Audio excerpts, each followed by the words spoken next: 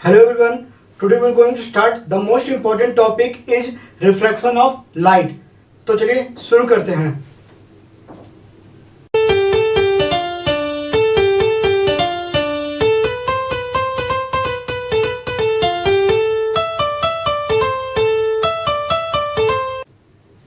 तो जैसा कि हमने पिछले क्लास में पढ़ा था कि रिफ्लेक्शन ऑफ लाइट क्या होता है, उसके हमने बहुत सारे एप्लीकेशन देखे थे, बहुत सारे यूज देखे थे, उनके लॉ देखे थे.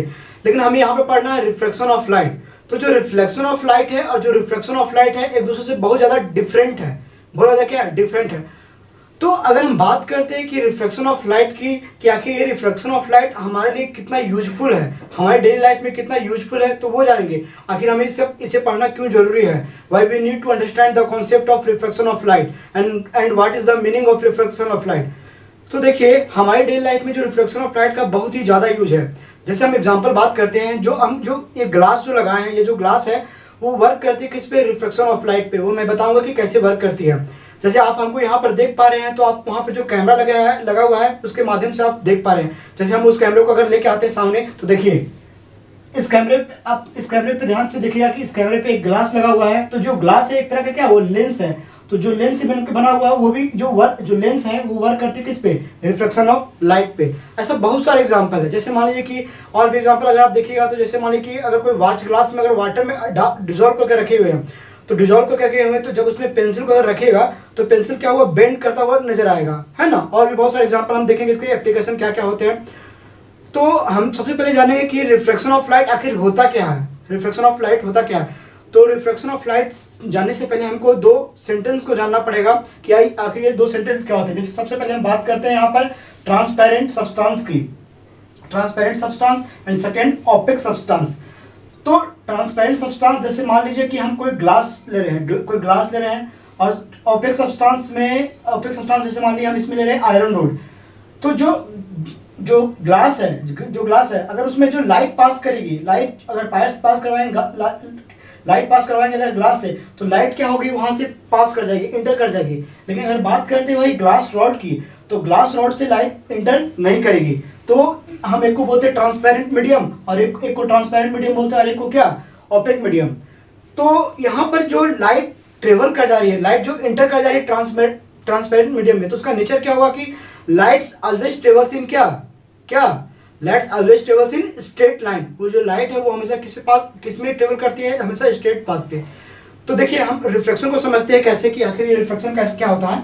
तो सपोज कीजिए कि एक सरफेस ले रहे हैं, एक मीडियम ले रहे हैं, दो मीडियम हम लोग ले लेते हैं मान लीजिए. तो सपोज कीजिए कि ये एयर है, ये एयर मान लेते हैं और इसको हम लोग मान लेते हैं वाटर. ये वाटर मान रहे हैं, इसको हम एयर को मान ले रहे हैं क्या, मीडियम. इसको मान ले रहे हैं मीडियम 1 और वाटर को हम लोग मान रहे हैं क्या, मीडियम 2. दोनों क्या अलग अलग मीडियम है, मीडियम क्या 2. ये तो आपका हो गया वाटर. तो सपोज कीजिए अगर मान लीजिए कि अगर हमको यहाँ पर अगर समझना होगा रिफ्लेक्शन ऑफ लाइट को, तो सपोज कीजिए कि हम यहाँ से नॉर्मल लाइट बना दे रहे हैं, स्ट्रेट नहीं जा रहा है, ये यहाँ से सीधा आएगा. थोड़ा डायग्राम देख लीजिएगा, ये स्ट्रेट जाएगा पूरा एग्जैक्ट. अभी सपोज कीजिए कि ये नॉर्मल लाइन हम इसको मान रहे हैं, ये नॉर्मल लाइन. तो अगर मान लीजिए कि लाइट अगर पास कर रही है किससे में, एयर से वाटर की ओर जा रही है, एयर से वाटर की ओर जा रही है, तो लाइट का नेचर जो होता है कि जो लाइट से है वो लाइट जो है हमेशा ट्रेवल करेगी किस पे, स्ट्रेट पाथ पे. तो लाइट को तो जाना चाहिए क्या, स्ट्रेट जाना चाहिए, कुछ इस टाइप से ये सीधा स्ट्रेट निकल जाएगी. लेकिन यहाँ पर क्या हो रहा है कि जो यहाँ पर जब लाइट इंटर कर रहा है, तो वो लाइट जो है वो क्या कर रहा है, मीडियम चेंज कर रहा है. देखिए ये जो सरफेस है इसको बोलते हैं हम लोग इंटरफेस. जहां दो मीडियम क्या करती है, आपस में मिलती है, इसको बोलते हैं हम लोग इंटरफेस. इस प्लेन को बोलेंगे हम लोग क्या, इंटरफेस. तो लाइट जब लाइट एक मीडियम से दूसरे मीडियम में जाती है, तो लाइट का नेचर होता है कि वो स्ट्रेट पाथ पे जाएगी. लेकिन लाइट क्या हो जाती है, मुड़ जाती है. लाइट क्या होती है, मुड़ जाएगी. तो जो लाइट का मुड़ना, लाइट का बैंड होना, जब कोई लाइट एक मीडियम से दूसरे मीडियम में आती है, लाइट बैंड हो जाती है, तो इसी फेनोमेना को बोलेंगे हम क्या, रिफ्लेक्शन ऑफ लाइट, है ना. आप समझ गए होंगे कि अब मैं क्या बताना चाह रहा हूँ कि जब भी कोई लाइट अगर कोई एक मीडियम से या दूसरे मीडियम, एक मीडियम से दूसरे मीडियम में, चाहे मीडियम कुछ भी होगा, लेकिन अलग अलग होना चाहिए मीडियम। तो जब लाइट एक मीडियम से दूसरे मीडियम में ट्रेवल करती है और लाइट क्या होती है, मुड़ जाती है, तो उस फिनोमेना को बोलेंगे कि हम रिफ्लेक्शन ऑफ लाइट। समझ गए आप? अब देखिए यहाँ पर हम डेफिनेशन लिख लेते हैं। डेफिनेशन देखिए यहाँ पर क्या होगा कि when a light passes from one medium to another medium, then light is bent. This phenomena is known as reflection of light. तो चलिए आप इसको लिख लीजिए। हमने देखा कि जब कोई लाइट एक मीडियम से दूसरे मीडियम में जा रही है तो लाइट बेंड कर जा रही है। तो हमारे पास क्वेश्चन अराइज होता है कि लाइट आखिर ये बेंड क्यों कर रही है, कि जब कोई लाइट मीडियम चेंज कर रहा है तो लाइट बेंड हो जा रहा है। तो कभी कभी ये क्वेश्चन भी आता है एग्जाम में, तो आपको इसका आंसर क्या होगा कि जब भी कोई लाइट एक मीडियम से दूसरे मीडियम में जाती है तो जो लाइट का जो स्पीड है वो क्या हो जाता है, चेंज हो जाता है। चेंज बोलने का मतलब कि लाइट का या तो स्पीड बढ़ जाएगा या तो घट जाएगा। वो डिपेंड करेगा कि मीडियम कैसा है, कि लाइट किस मीडियम में ट्रेवल कर रहा है, क्योंकि जो लाइट का जो स्पीड होता है हर एक मीडियम में क्या होता है, अलग अलग होता है, और अलग अलग होने के कारण क्या होता है, लाइट का वेलोसिटी क्या होता है, चेंज हो जाता है। जैसे हम कुछ इंपॉर्टेंट लिखवा दे रहे हैं स्पीड ऑफ लाइट को, जैसे हम नोट कर लीजिए इसको। जैसे सबसे हम पहले बात करते हैं speed of light. Speed of light in vacuum, vacuum की सबसे पहले बात करते हैं। तो जो स्पीड ऑफ लाइट जो होता है वैक्यूम में वो होता है 3 × 10⁸ मीटर पर सेकंड। ये सभी लोग जानते हैं, ठीक। वही अगर हम बात करते हैं सेकंड में, speed of light in water, अगर हम वाटर की बात करते हैं तो वाटर का जो स्पीड होता है, वाटर में जो स्पीड होता है वो 2 × 10⁸ मीटर पर सेकंड होता है। अगर हम थर्ड बात करते हैं speed of light in glass की बात करते हैं, सॉरी मिस्टेक हो गया यहाँ पर, वाटर में जो होता है स्पीड होता है वो 2.26 होता है, और जो ग्लास में होता है वो होता है 2 × 10⁸ मीटर पर second.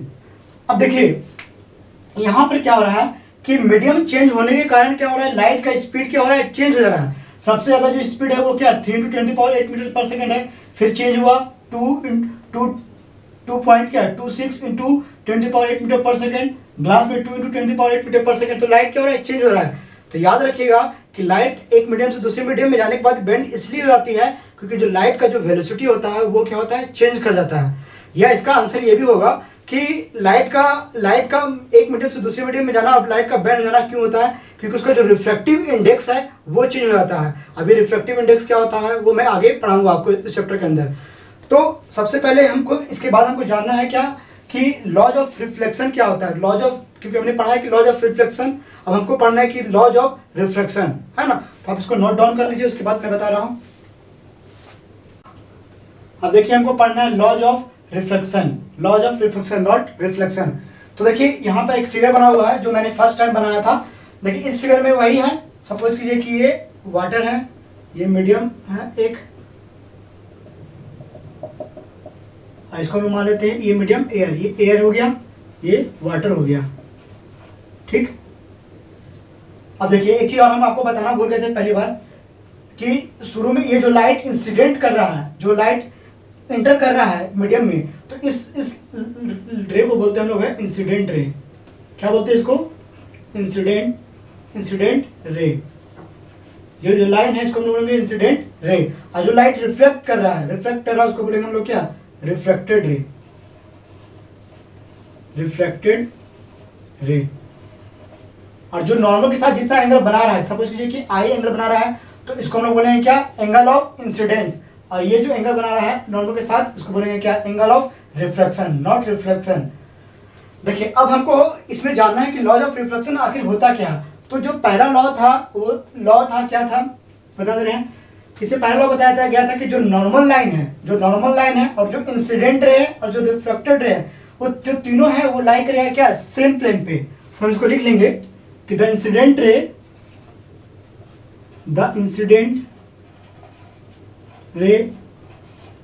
Normal line and reflected ray all lie in same plane. ये तीनों क्या करेगा, सेम प्लेन में लाई करेगा। ये पहला लॉ था। जो सेकंड लॉ क्या था, बहुत ही इंटरेस्टिंग है ये और बहुत ही इंपॉर्टेंट है, इससे न्यूमेरिकल भी पूछता है। सेकंड क्या था कि साइन एंगल ऑफ इंसिडेंट, मतलब कि जो साइन का अगर लेंगे इंसिडेंस के साथ और जो साइन का एंगल रिफ्लेक्शन के साथ लेंगे, तो अगर दोनों का जो रेशियो लेंगे दैट मीन्स क्या कि साइन एंगल ऑफ इंसिडेंस का ratio sign angle of reflection के साथ जो लेंगे, तो जो उसका वैल्यू होगा वो हमेशा क्या होगा, कांस्टेंट होगा। ये क्या होगा, कांस्टेंट, ये याद रखिएगा। और इसको हम रिप्रेजेंट करते हैं एन से, बहुत जगह अलग अलग लेटर से इसको क्या करता है, रिप्रेजेंट करता है। फिर से बता दे रहे हैं, सेकंड लॉ क्या होता है, बोला था कि the ratio of sine angle of incidence to the sine angle of क्या, रिफ्लेक्शन इज ऑलवेज क्या, कांस्टेंट, जिसको हम रिप्रेजेंट करते हैं किससे, एन से। और जो यहाँ पर एन है, वेयर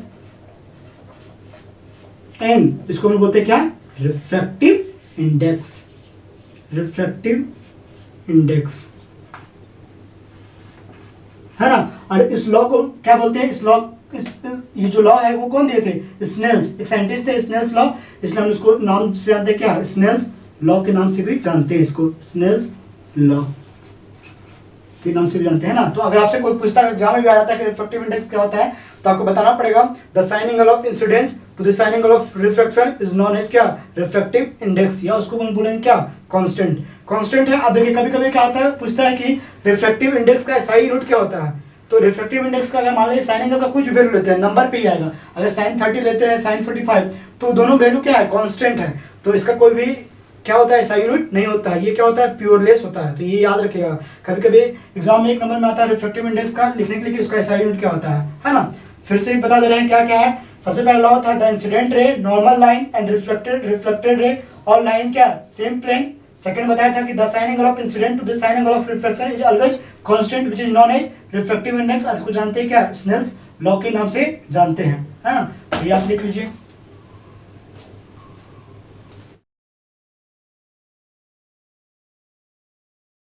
अब हम देखेंगे बेंडिंग ऑफ लाइट का मुड़ना। तो बेंडिंग ऑफ लाइट को पढ़ने से पहले हमको दो वर्ड जानना पड़ेगा। सबसे पहला वर्ड है optical denser and second word is optical rarer. कि ऑप्टिकल डेंसर और ऑप्टिकल रेरर किसको बोलेंगे। तो देखिए हम समझाते हैं आपको फिगर के थ्रू, ध्यान दीजिएगा। जैसे मान लीजिए कि हम दो फिगर ले रहे हैं, मान लीजिए कि एक फिगर ले रहे हैं, जैसे वैसा ही मान लीजिए, आप इसको नहीं भी बनाइएगा तो चलेगा। जैसे मान लेते हैं कि दो मीडियम ले रहे हैं यहाँ पर, एक जैसे ये मीडियम 1 हो गया, ये मीडियम 1 है और ये मीडियम क्या है, 2 है। तो सपोज कीजिए कि अगर इसका रिफ्रैक्टिव इंडेक्स है, रिफ्रैक्टिव इंडेक्स मान लीजिए 2 है, और इसका जो रिफ्रैक्टिव इंडेक्स है वो मान लेते हैं हम लोग क्या 1.25 है ना। तो अगर हम आपसे पूछेंगे कि इसमें रेरर कौन होगा और डेंसर कौन होगा, तो याद रखिएगा कि जिसका रिफ्रैक्टिव इंडेक्स ज्यादा वो क्या होगा, डेंसर, और जिसका रिफ्रैक्टिव इंडेक्स कम वो क्या होगा, रेरर, है ना। जैसे अगर हम बात करते हैं, अगर फिगर को अगर चेंज कर देते हैं, फिर से मीडियम ले लेते हैं, ये मीडियम 2 हो गया आपका, ये मीडियम क्या हो गया 1। इस समय हम क्या कर रहे हैं, रिफ्रैक्टिव इंडेक्स, इसको हम लोग क्या कर रहे हैं, रिफ्रैक्टिव इंडेक्स के मान रहे हैं क्या, इसका जो रिफ्रैक्टिव इंडेक्स है वो 3 है, और जो इसका रिफ्रैक्टिव इंडेक्स है, इसका जो रिफ्रैक्टिव इंडेक्स मान रहे 2.25।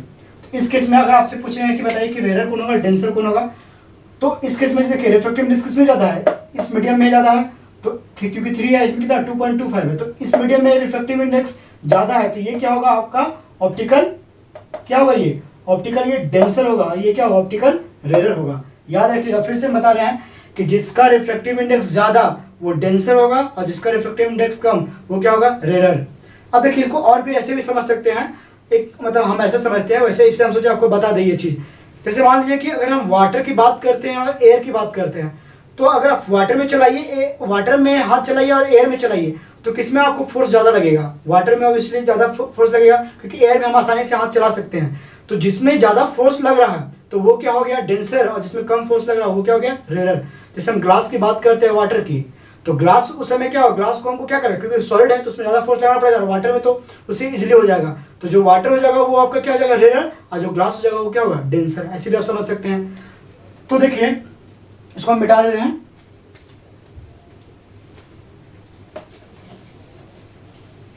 देखिए अब इस फिगर को ध्यान से देखिए। सपोज कीजिए कि हम इस केस में ले रहे हैं, ये वाटर ले रहे,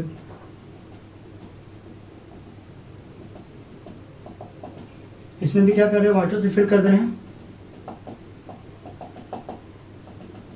तो देखिए अगर सपोज कीजिए पहला अगर केस में देखते हैं हमें, पहला केस में सपोज कीजिए कि लाइट पास कर रही है, एयर ले लिए, ये भी एयर ले लिए, और ये सेकंड तो वाटर है ही। तो अगर सपोज कीजिए अगर हम आपसे पूछें कि लाइट अगर पास करेगा किसे, एयर से वाटर की ओर जा रहा है, तो हम लोग जानते हैं क्या कि लाइट ट्रेवल करेगा कहाँ पर, स्ट्रेट लाइन पे। तो याद रखिएगा, तो एयर यहाँ पर वाटर है, तो अगर हम आपसे पूछेंगे कि एयर रेयर होगा कि वाटर रेयर होगा, तो ऑब्वियसली क्या होगा, एयर क्या होगा, रेयर होगा, और जो वाटर होगा क्या, डेंसर होगा। दैट मीन्स यहाँ पर जो लाइट पास कर रहा है वो कहाँ पास कर रहा है, रेयर से डेंसर की ओर। तो याद रखिएगा कि जब भी कोई लाइट पास करता है रेयर से डेंसर की ओर, तो वो मुड़ जाता है, बेंड हो जाता है किधर, टुवर्ड्स दी नॉर्मल। तो नॉर्मल की ओर क्या हो जाएगा, मुड़ जाएगा, है ना। तो देखिए ये हो गया आपका ये हो गया एंगल ऑफ इंसिडेंस, इसको इंसिडेंट रेट बोलते हैं, इसको इंसिडेंट रेट, और इसको बोलेंगे क्या, रिफ्लेक्टेड रे। ये हो जाएगा एंगल ऑफ रिफ्लेक्शन, समझ में आया ना। तो पहला केस क्या है कि जब भी कोई लाइट पास करेगा किसे, रेयर मीडियम से डेंसर मीडियम की ओर, तो light bends towards the normal, है ना। तो इस केस में देखिएगा कि जो एंगल ऑफ इंसिडेंस है वो बड़ा है किससे, सॉरी एंगल ऑफ इंसिडेंस बड़ा होगा किससे, एंगल ऑफ रिफ्लेक्शन से, ये याद रखिएगा, ठीक। क्योंकि आई यहाँ पर क्या बड़ा और ये मुड़ गया, तो क्या होगा, इसका एंगल क्या होगा, घट गया। अगर हम बात करते हैं इसे, वाटर से पास कर रहा है लाइट, तो ये क्या हो गया आपका डेंसर, और हम किधर जा रहा है, रेयर की ओर। तो लाइट को जाना चाहिए कैसा, स्ट्रेट। तो जब भी कोई लाइट रे डेंसर से रेयर की हो जाता है, तो वो बैंड हो जाता है अवे फ्रॉम दी नॉर्मल, वो नॉर्मल से क्या होता है, दूर भाग जाता है ना। तो इस केस में एंगल आई ये हो गया, और एंगल क्या हो गया, बड़ा हो गया। तो इस केस में जो आई हो जाएगा वो लेस देन हो जाएगा किससे, आर से। तो ये चीज याद रखिएगा। तो हम फिर से हम बता दे रहे हैं क्या हम बताना चाह रहे थे यहाँ पर, उसको लिख लेंगे। सबसे पहला केस में क्या है कि when a light passes from rarer medium to denser medium, then lights bends towards the normal, first case के लिए। सेकंड केस के लिए क्या लिखेंगे कि when a light passes from denser medium to rarer medium, then lights bends away from the normal। समझ में आया, तो आप इसको नोट डाउन कर लीजिए।